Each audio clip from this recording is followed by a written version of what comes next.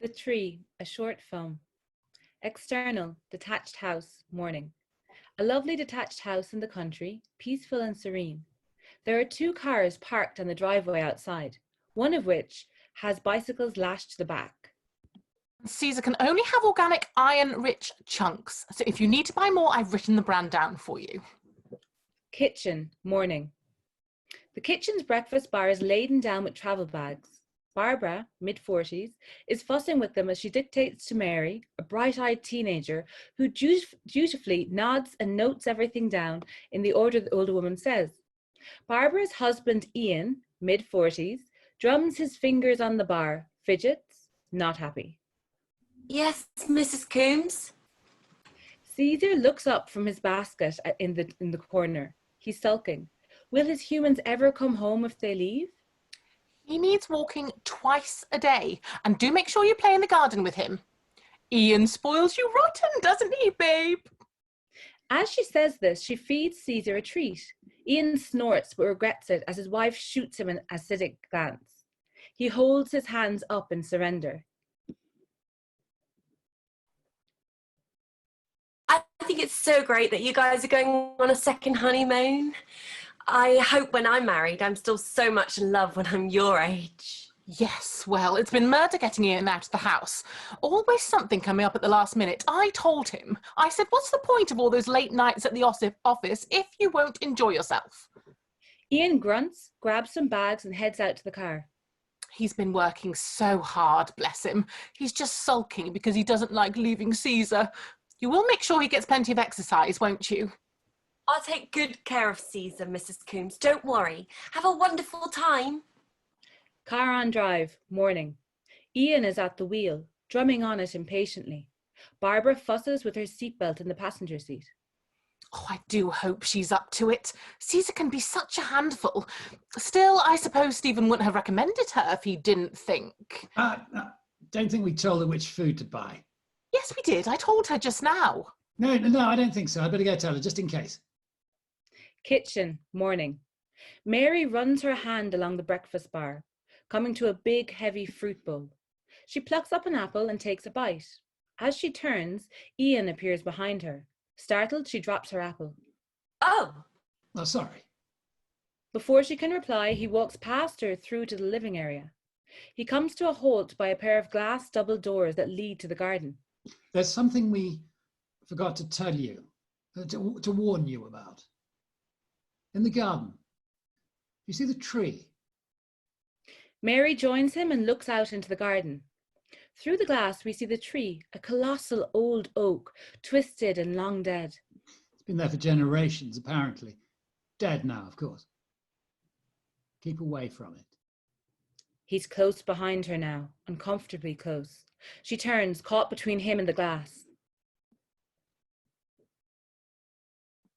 I will, but... Wasps. Big as your finger. There's a nest. But I don't see... Oh, it's inside. The trunk's hollow. Wasps can be very dangerous if you tangle with them. Let's leave it be, all right? Mary nods slowly. After a moment, Ian pats her shoulder awkwardly and finally leaves. She lingers by the doors, staring out at the tree as Caesar whines. Living area, day, later. Mary lies sprawled on a luxurious sofa, scratching Caesar with one dangling leg. In one hand, she's flicking through TV channels with a remote. With the other, she's holding up a mobile phone. It's only for a few days, Soph. Till Wednesday. 60 quid. But I don't even have to do anything. Feed and walk the dog, make the place look lived in. Caesar, on hearing walk, gets up to put his head on her lap. He gets his ears scratched with the remote control, but a walk doesn't seem to be on the cards. Yeah, it's massive, house and garden. Weirdest thing though, Mr. Coombs, he came back in, told me to stay away from this ugly old tree in the garden. Like I'd go near it anyway. It's creepy. Wasps, apparently. Yeah, as big as your finger, he said. Nasty. He was really weird about it too. Maybe he's allergic. I'll be back Wednesday. What? No, you can't come round. Come on, Soph. No, Sophie, no. If I do this right, it could be a regular thing. I can't do anything to mess it up. You know I need this. Yes, of course I love you. But Soph, please. Caesar grabs the phone from her and runs off. Mary sighs. Okay, all right, fine. The dog's lead is on a table by the glass double doors. She picks it up and glances out of the tree. The tree seems to stare right back at her. We linger on the tree as she heads off. Bathroom, day. Bubbles fly everywhere as Mary scrubs Caesar in the bathtub with no small difficulty. Kitchen, evening.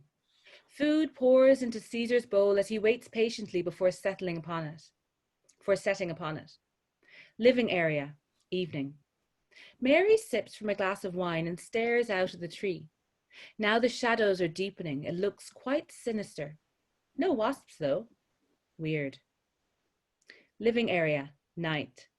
Mary lies in an untidy lump on the sofa, face smushed up against Caesar, empty wine glass dangling from her fingers. They sleep peacefully. Garden, day. The garden is spacious and stretches out nice and far. Mary laughs as she tosses a frisbee for Caesar, who jumps and catches it effortlessly, tail wagging so fast he's in danger of taking off. Caesar, mate, you're too good at this. Toss, catch, retrieve, wag. Look at you, you cocky little git. Toss, catch, retrieve, wag. Here's a challenge for you. Toss. The frisbee sails higher and further than she intended it to and lodges itself in the upper branches of the dead tree. Oh, shit.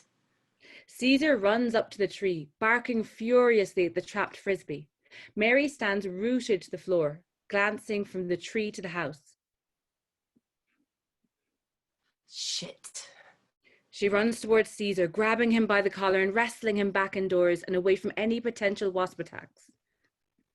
Caesar doesn't let up, barking and scrabbling at the glass. Sorry, mate.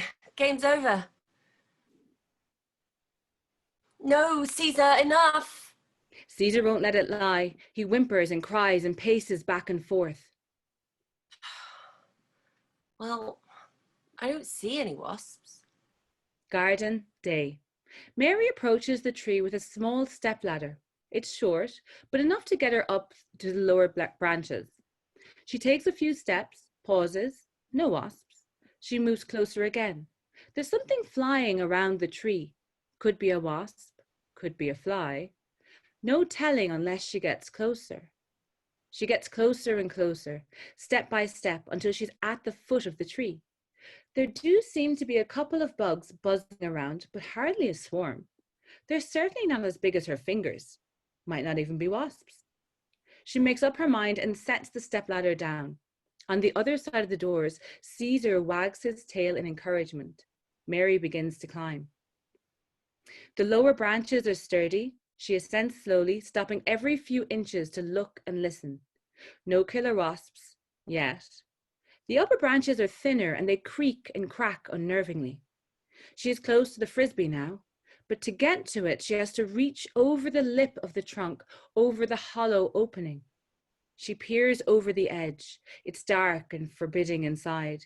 No sign of a nest, but it could be there, hidden in shadow. She grits her teeth and stretches. The frisbee is just out of reach, but if she gets a few inches higher, she edges upwards and stretches and slips. With a shriek, Mary tumbles into the hollow trunk.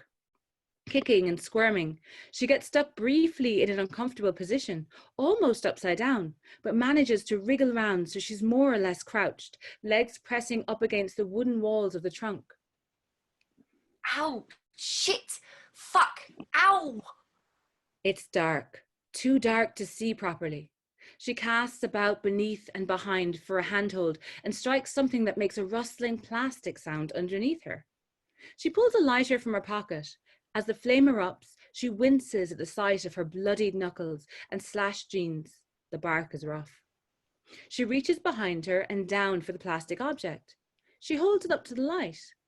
It's a plastic bag, triple wrapped, sealed tight, filled with a fine white powder. She contorts painfully, gets a better look down below. Beneath her are more of the plastic bags, packed tightly in. There's at least 2 layers of them. Her eyes widen as she realizes what she's holding. Mary hauls herself out of the tree and topples to the grass. It's a long way and she's winded as she lands heavily. But she gets up as quickly as she can, her skin smeared with mud and her clothes are torn. She limps madly towards the house. Hallway, day. Mary runs towards the phone. Before she gets to it, the door opens. Ian stands in the doorway, bags in hand. Mary skids to a stop, panting. He gazes at her coolly. Mary. Mr. Coombs, you're back early. Where's Mrs. Trouble in paradise, I'm afraid. You know how it is. She'll be staying with her sister for a few days. It'll all blow over, I'm sure. He puts the bags down and gives Caesar a tickle. Then he turns back to Mary. Goodness, you're a bit of a state, aren't you? Everything all right, I trust? Mary glances down at herself in horror and forces a nervous smile. Playing with Caesar. He's boisterous. Boisterous. Yes. He glances down at the pristine dog. Is he buying it? Ian stands at the double doors, stroking Caesar's head and looking out into the garden. Looking at the tree, looking at the stepladder. Mary quietly throws her clothes into a travel bag. Well, you're back now, Mr. Coombs. I should really get going. My girlfriend wanted to see me and... Any trouble with wasps, Mary? No trouble. Ian clocks the bag. Leaving so soon? Yeah, I mean, you're back now, so... Right. Yes, of course. Mary drags her bag to the door, but Ian overtakes her. He stands between her and the door. Well, you've done such a great job. Oh, no. It was only one day. There's no need. You're sure? Ian shrugs, opens the door, then swiftly shuts it again. He turns the key in the lock. You look famished. I really can't let you leave until you've had something to eat. Sandwiches? No. He walks past her towards the kitchen. Mary watches him go, then tries the door handle, pulling at it in vain. Definitely locked. Kitchen area, day. Mary creeps in. Ian is buttering bread. I hope you gave Caesar the right food. Barbara's a stickler for his diet. The keys lie on the counter between them. Ian reaches for the knife block and pulls out a huge knife, sharp. He begins to slice cheese with it. We have a cheese slicer, of course, but I find this is much more satisfying. I won't tell if you don't. Mary looks from the keys to the knife, back to the keys. I prefer the cheese chunky. Anyway, don't you?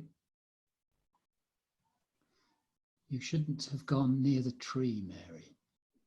Mary lunges for the keys. Ian grabs her wrist, raises the knife high. She screams, grapples with him, but he pulls her in towards him. She stamps hard on his foot and he cries out in pain, but doesn't let go. She bites his hand, forcing him to drop the knife.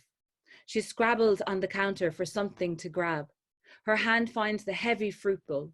In one smooth movement, she brings it up and smashes it into the side of his head. He goes down, fruit flying everywhere.